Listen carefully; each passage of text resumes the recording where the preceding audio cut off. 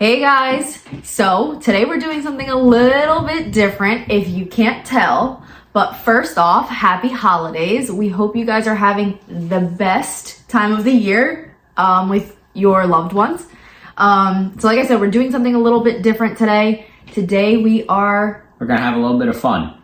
Santa's helpers, and for our OG followers, you already know where we are. So Mike, where are we? We're in a little bit of the garage talk where it all started at my mom's house. Yep, so... all great businesses start in the garage. So if you remember correctly, we started our real estate investing journey in Mike's parents' garage. This is really where we took off with our creative financing journey. We would work down here every day. Yeah, it was when we started. We actually... we cut the lease at the rental and we came and lived with my mom to cut costs so we can really take the dive into full time. So this was really the transition for us to be able to do what we do now today. Mm-hmm. So outside of, me growing up in this place, it has a lot of sentimental value to Roman's Creative Academy and Roman for Homes and everything. Yep. So we are actually going to play a game, right? And like I said, we are Santa's little helpers. No, we can't play a game without some drinks.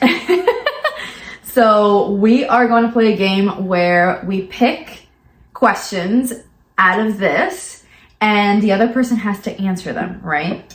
So let's start off. Let's pour our drinks, right? Absolutely. We got to drink up if we're going to play right. If the other person gets the question wrong... That was a baby pour. Oh no.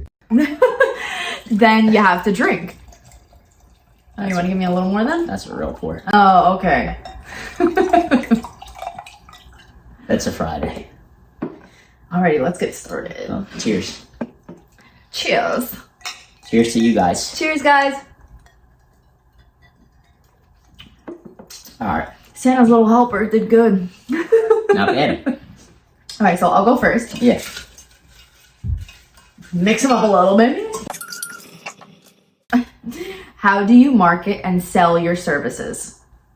So, it depends on what we're doing, but when it comes to marketing and selling our services, social media has been our main point for literally everything that we do. There hasn't been a time where we haven't found a seller where it wasn't from some sort of social media, whether it was Facebook, Instagram, YouTube.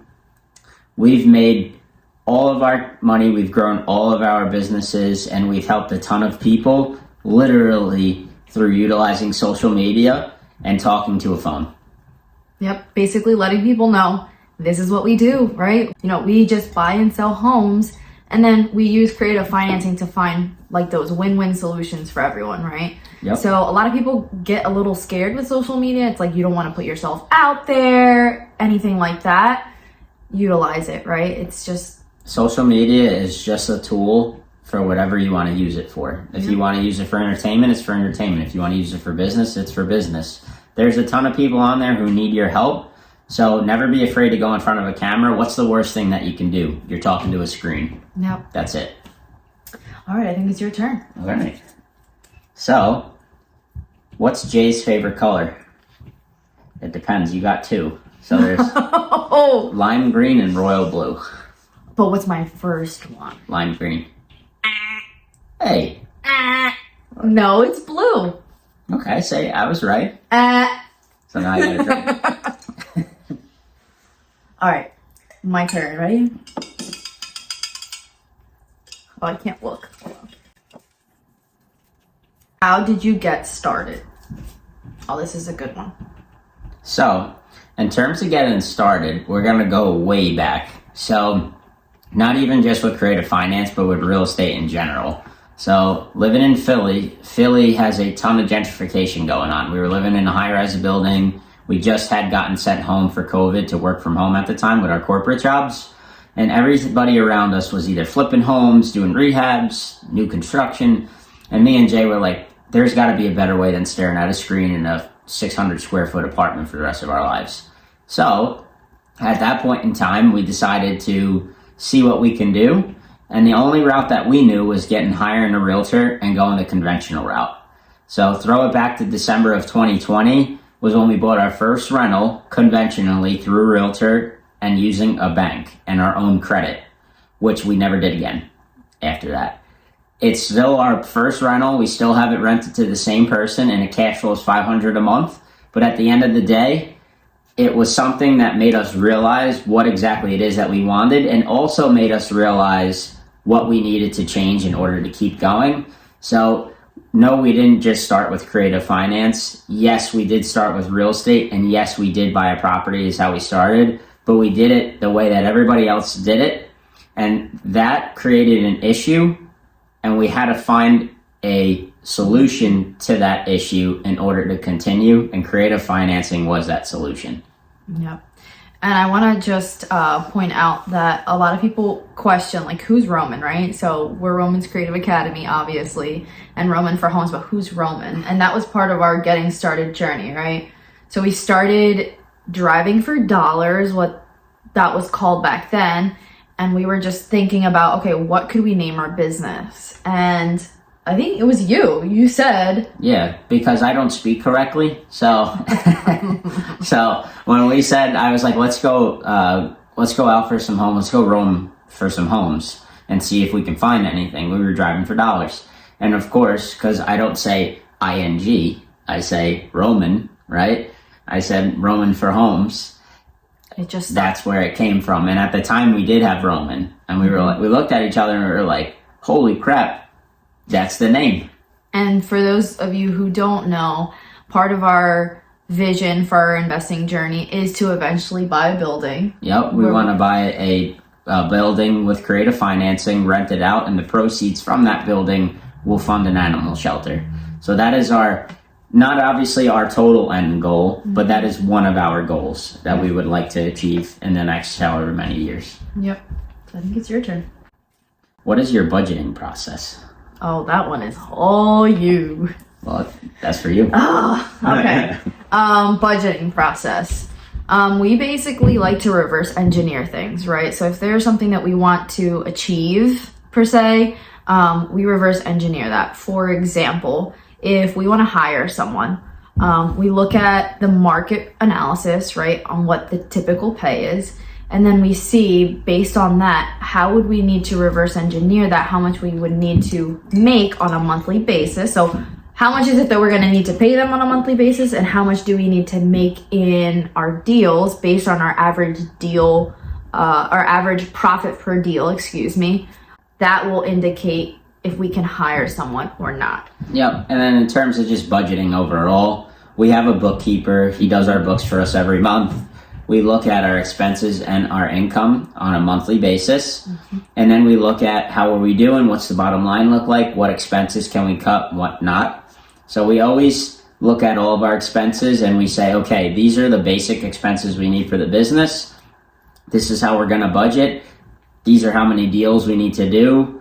This is the type of income we need from all of our properties, so on and so forth.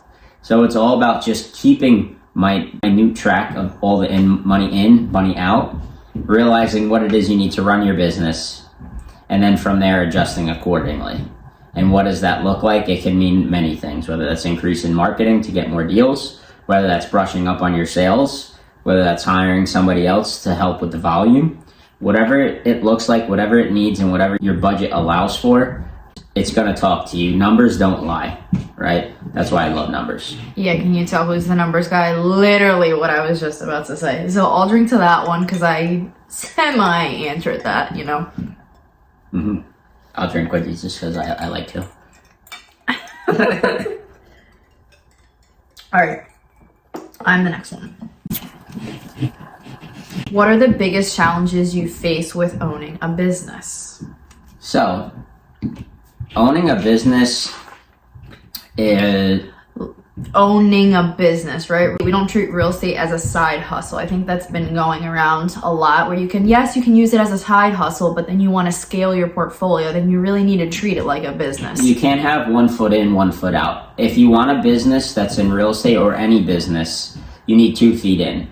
If you want to do something on the side, then you can have 1 foot in. It's just like owning a restaurant. You cannot have 1 foot in a restaurant and then 1 foot in your day job as a corporate accountant or whatever it may be. Your business is going to fail in a month. That's just period.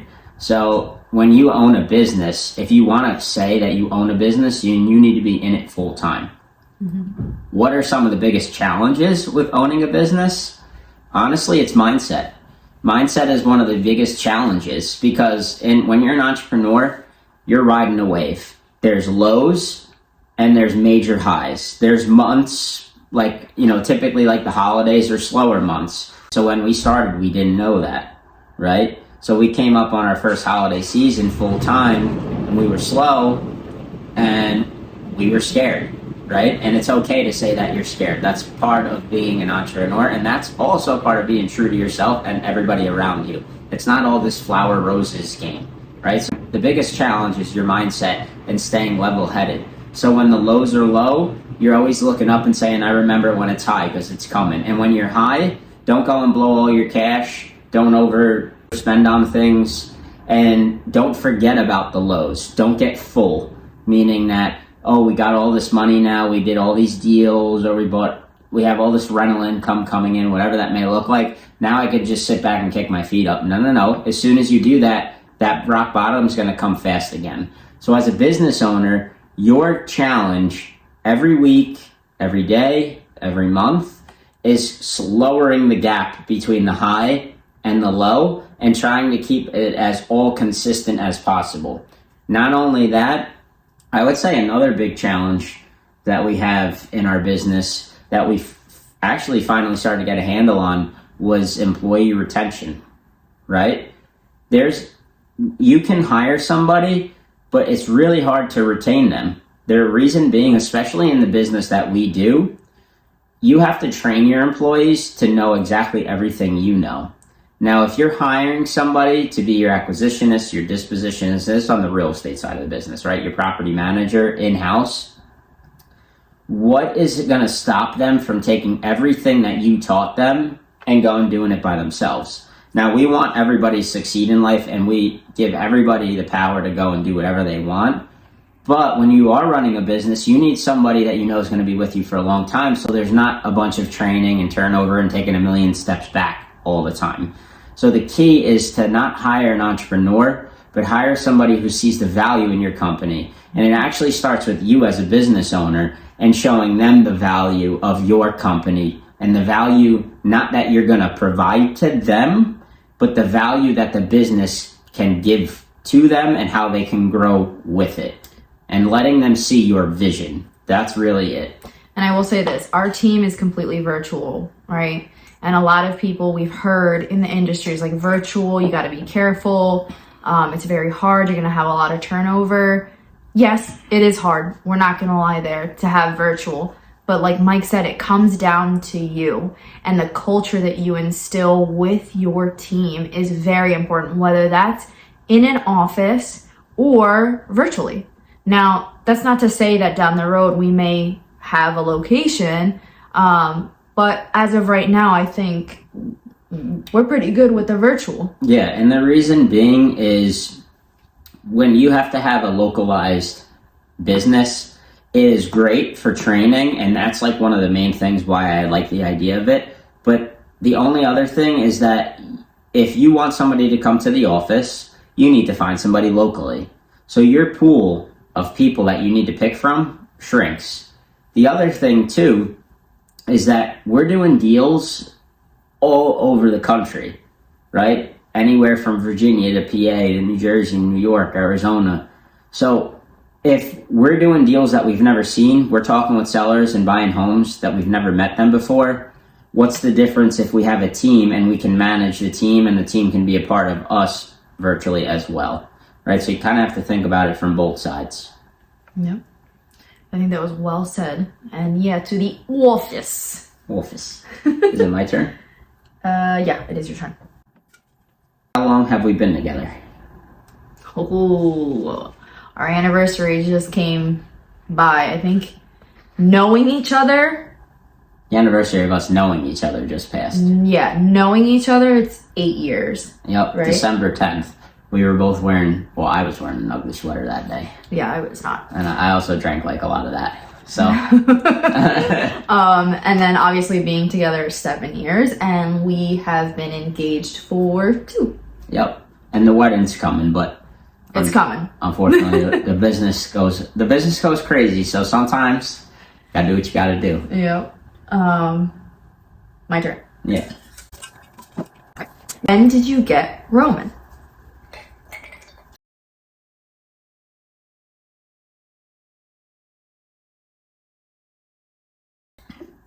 So You're drinking it. I just wanted more. It actually is pretty good. I didn't think it was gonna be good actually, because when you look at the bottle, I'm not gonna lie, it looks like that cheap wine, but it's actually pretty good. I'm not gonna lie. I need more.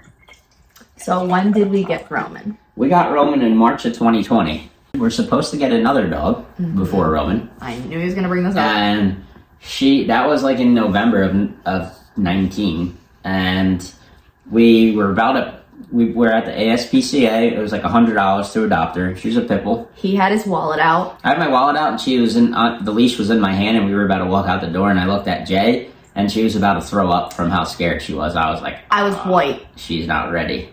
I was not, and I've had a dog before. I was just not ready. I think that it's a big responsibility, right? Getting a dog.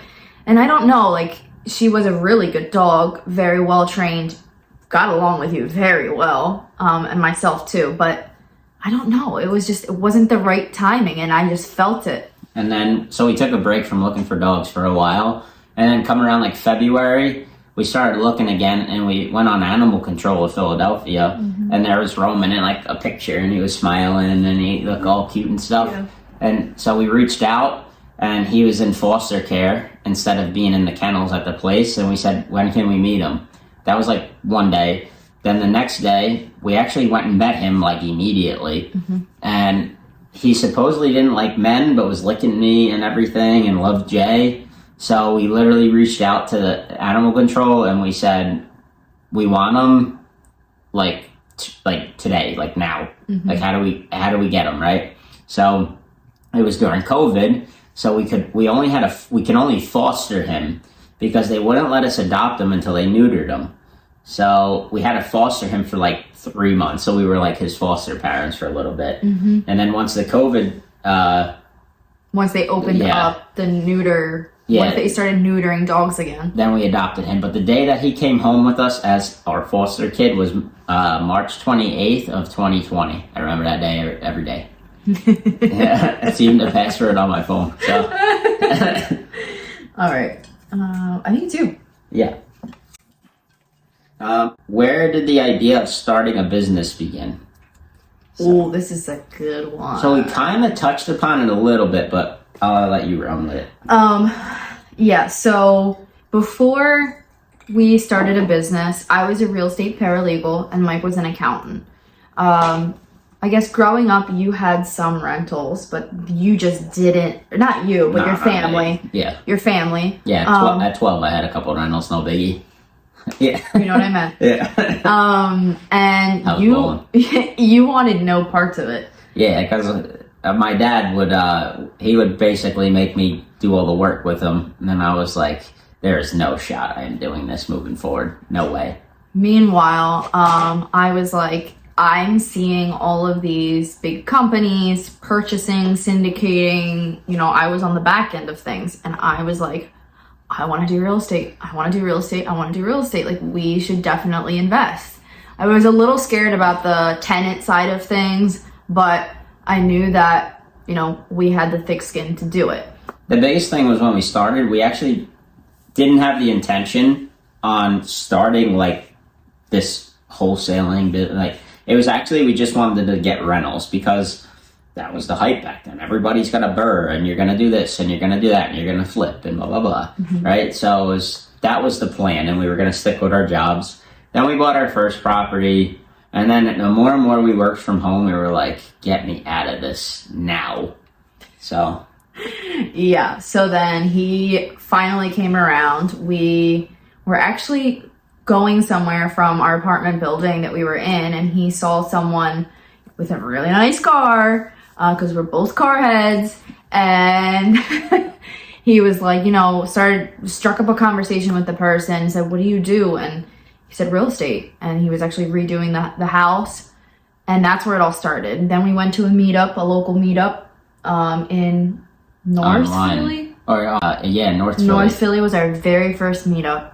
Shout out to Hone Houdini. And then we started to go online meetings, and we found creative financing because one of our biggest things was we didn't really want to do rehabs, right? That was just, we thought about it, then we were like, shoot, people kept saying, like, go borrow other people's money, Hard money. We got private approved money. for hard money, and it was all these things, and we were looking at each other. It was like, this just does not feel right. It could be right for you or other people, but it was not right for us. Like, the thought of borrowing people's money and then maybe not running our numbers right because we had no experience was scary, right? Not that, we didn't know. We hadn't been in the business, right? Now we use private money, Yeah. but not when you're in experience. I would never advise for anybody to do that off the gate. You're gambling with somebody else's hard-earned work. Yeah, there's hidden costs that you might not know about. Things come up, right? So we knew that there had to be another way. So we went to an online meetup and we found creative financing. And then from there, it kind of just took off. And what we focus on really is not just creative financing, but it's the fact that we can capitalize on all the leads that come to us, right? Because we have all these creative tools in our tool belt, we can just pull this one out and say, okay, we can do this, we can help this person and create a win-win situation. And then on the back side, we can get creative, whether we do long-term, short-term, mid-term, rent-to-own. As many of you know, we love to do rent-to-own. A big thing was like when we heard of creative financing, me and Jay are not the type of people, we don't really have a lot of patience, right? More so me, but Jay too. Jay really doesn't have that much patience. So instead of us going to YouTube University and doing everything, we were like, who and how can we find them fast track? Mm-hmm. So we did hire coaches, and that was honestly one of the best things that we could have done as a new person in the real estate market, and somebody that wanted to learn a new idea, right? That was unheard of. What do you do when you want to learn? You go to school, you go to college, right? That's all normal. That's just part of the culture, right? In the society. But it's the same thing when you're starting a business. You need a coach, you need somebody to teach you. So we hired coaches, and when hiring coaches, it accelerates your abilities to do things faster.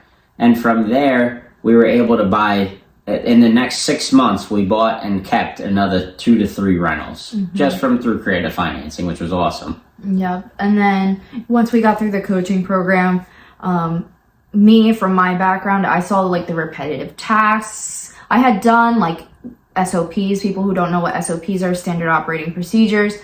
And I said, I don't want to be in this seat for forever. I definitely want to hire someone to do the tasks that I'm doing, the monotonous tasks, right? So that I could go out, or Mike can go out and do income producing tasks. So we can focus on making income, right? Now, in terms of like kind of getting back to the root of the question, was like where the idea of beginning the business come from.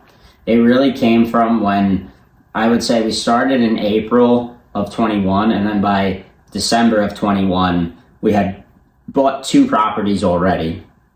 And then come January of 22, we just started getting deals under contract, and we couldn't keep them all. So we started assigning them, and we were making big assignment fees, and we still do that today. And we realized that within 6 to 8 months, we made Jay's salary. And we were like, I think this needs to turn into more than just something that we do while we have free time from our jobs. I think this is something that we need to start doing as a full-time business. So as a clear-cut indication, your business doesn't start when you create that LLC. That's your LLC.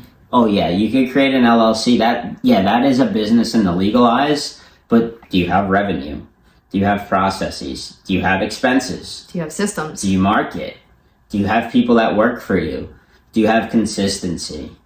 Where is all that? An LLC doesn't constitute any of that. It's just something that's what you build. That's politics, right? LLC is politics. It's the law. You have to do it. But inside of that LLC, is it just something that's sitting in the cloud? Or is that something that you're actually utilizing?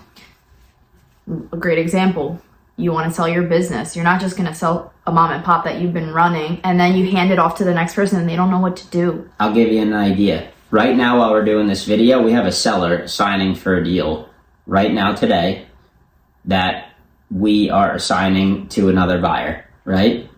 We're able to do this right now and drink while a signer's selling 6 hours away because we've built a team to help us and handle it, right? So we don't have to worry about the things that are going on all the time behind the scenes. But when we started, of course we did. Till this day, we still are in a lot of seats and we're gradually growing. So if anybody wants to start a business, I will say this, it's a long road, but it's fruitful, it's rewarding, and it's very freeing. I'm here on a Friday night. Today we drove from Philadelphia to New Jersey. We were able to do what we needed to do throughout the whole day. Jay went and got her nails done for 2 hours today at 2 o'clock. We'd never be able to do that with a normal job. And I want to say this, for those who are like, I just want to like scale my portfolio. Okay, you're going to scale your portfolio, but who's going to manage it? You're going to have property managers, but you still have to manage property managers. It's still a business, right? You still have to have managerial positions. Because if you don't, trust me, it will get messy. Yep. All right. So let's get to the next Absolutely. question. All right. So next question. It's your turn, right? I think so. How do you help your sellers? That's a great question and a question for you all day. Yep. So like I just was saying, the seller actually just signed, right? And how do we help our sellers? So I'll give you a real world example of the lady that we just helped today. So Catherine, or Kathy, she was in a situation where she bought a house about 15 years ago. She got divorced and she had to refinance her husband out of the house about a year ago. So she was able to pull out all of her equity, right? But then, because of everything that happened with the recession that's going on and everything, she lost her job. Well, she then put her house on the market with a realtor over this past summer, and it didn't sell. And the reason it didn't sell was because she couldn't sell it for what she needed to because she owed too much, right? So because she owed too much, she was going to have to bring money to the table. And she didn't have any money. She had lost her job. She was already behind on her mortgage. So she reached out to me and Jay, and she actually reached out to another company before us who gave her a pipe dream and totally walked away from her, and she was in a really big bind. So she reached out to me and Jay. We told her, hey, look, we can definitely help you. We're going to do seller financing, and we explained to her what that means. We're going to take over your payments on your behalf, right? So you can just walk away, and we'll get all the back payments caught up for you. She was jumping for joy. She thought it was like the best thing in the world. And we were going to keep the house, but honestly, it was just something where, at the end of the day, we thought it may be a better fit for somebody else. So what we did was we helped that seller. We got her out of that bind. Her credit is going to go through the roof now from getting all those payments caught up. And she was able to get rid of a burden without having to come out of pocket with any money and walk away. And that right there is the main reason that we do these things. If it wasn't for me and Jay, I think this lady would have had her house foreclosed on. And that means for the next 10 years, she could have never gotten another credit card, never bought another car through a bank. She could have never bought another house, right? Like, these are things that we sometimes don't realize that we're actually doing. And if you want to know how we help our sellers, that's a prime example. Yep. So I think I'm gonna drink to that one. Cheers. To you, Kathy.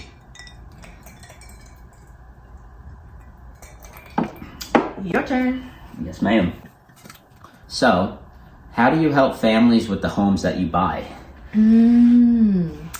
If you guys remember, I mentioned that we love rent to own, right? So many people have this, when they think of rent to own, they think of this stigma, right? That we are just putting them in there. We're never going to really help them buy the house. But what is rent to own?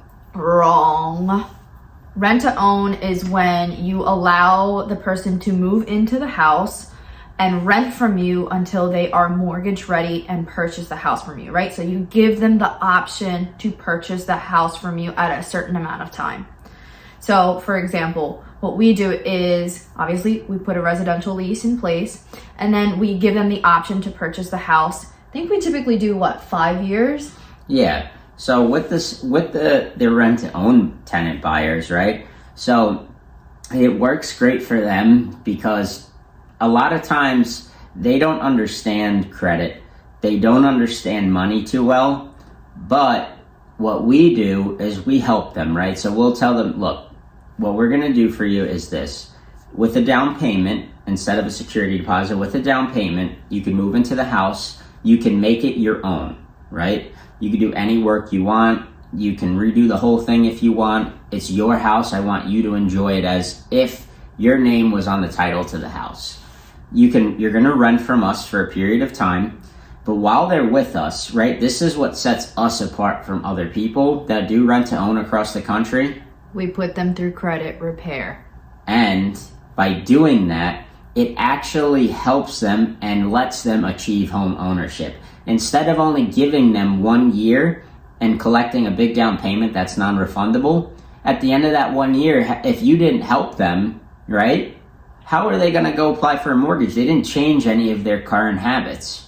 But by you putting them through credit repair and by what we do, they not only learn about credit, they are becoming financially literate, they're understanding their finances, and they're learning how to manage everything that they do. So instead of giving them 1 year, 2 years, yeah, we give them a little bit longer, right? But at the end of the day, we know by the end of those 5 years, if they don't buy it from us before then, that they're going to be fully ready. And at the end of that, they're going to look at me and Jay and they're going to say, you guys actually helped us. You would let us achieve something that we never would have achieved without you. And now I'm going to ask you a question. Why do we like doing rent to own? Now, you heard the tenant buyer side of things. Now you're going to hear why us as a business owner, why is it good for our business, right?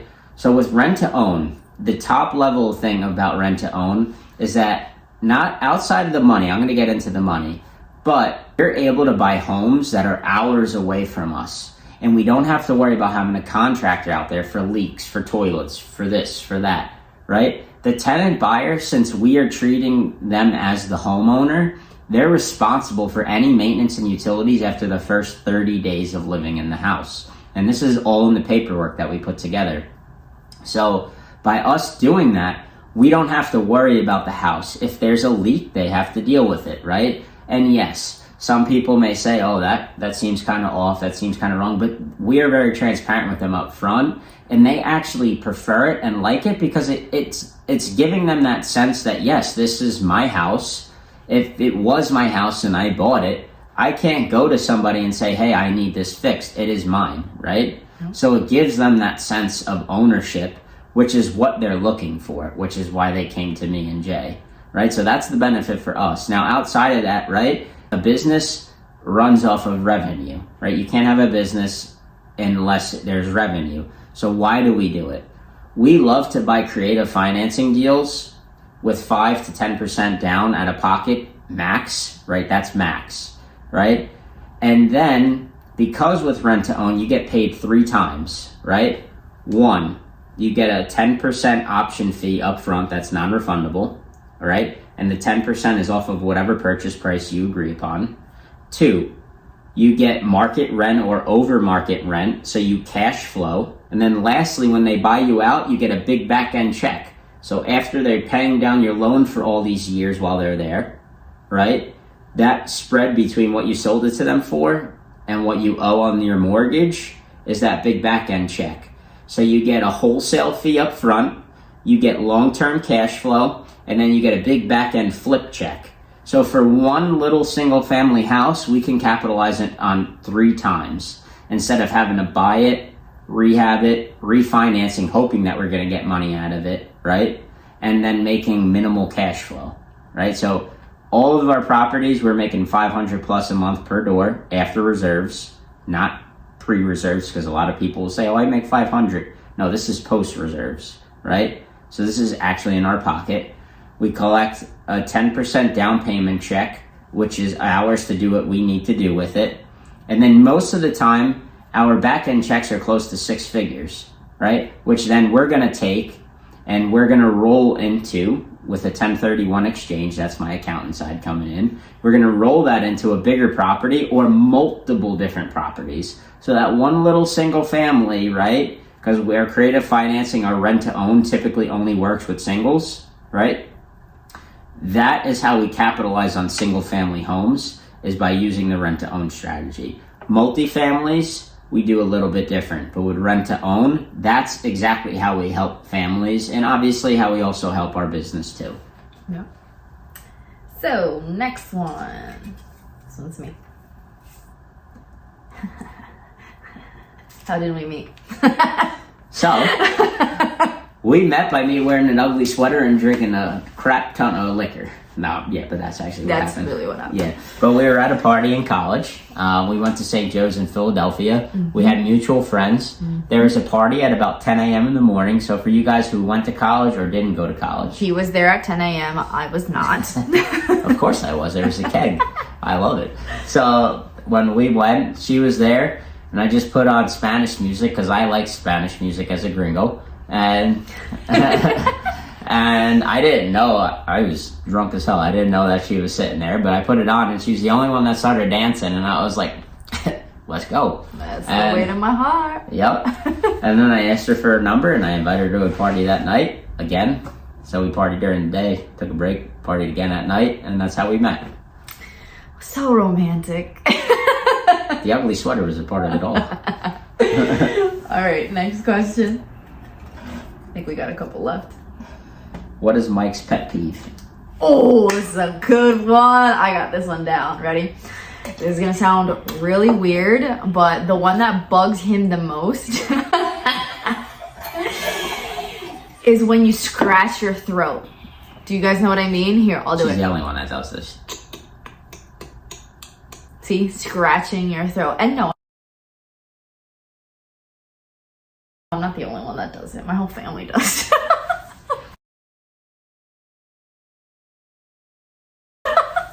Outside of your family.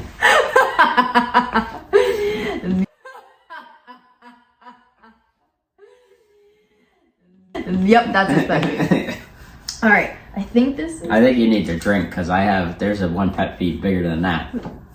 What is it? Don't mess with my bed blanket. Oh, that is true. All right, I'll drink to that one. I'm OCD when it comes to the bed. And if I really want to fuck with him, I'll take the blanket and I'll fling it across the room. It needs to be perfect. I have a specific way. I have a specific pillow, right? And the pillow's got to be a specific way. And the blanket, it's got to be perfect. And the sheets cannot have crinkles. Yeah. What's the word that you use? It needs to be crisp. Like this. What? It's crisp. All right. Okay. What do you wish you knew before starting your business? I wish, at least from me, Jay's gonna have a different answer than me because everybody's different, right? I think the thing that I wish I knew going into the business was how difficult it was gonna be to hire people. And actually, I'm gonna retract that. I think how difficult it was going to be for me to let go of control of certain situations to be able to hire people, okay? When you're a business owner, it's your child, right? You're not going to give your child to just anybody. I'm going to do a 10-point check on your ass if you're going to take care of my kid, right? And it's the same thing when you hire a manager, somebody to come into your business, and I'm going to take back and give you the responsibility that I had and oversee you. I'm giving you my child. I'm giving you my lifeline. Okay? So that is one thing I wish somebody told me when we started was it's going to be very hard for you once you get involved and you create a business out of it for you to step away.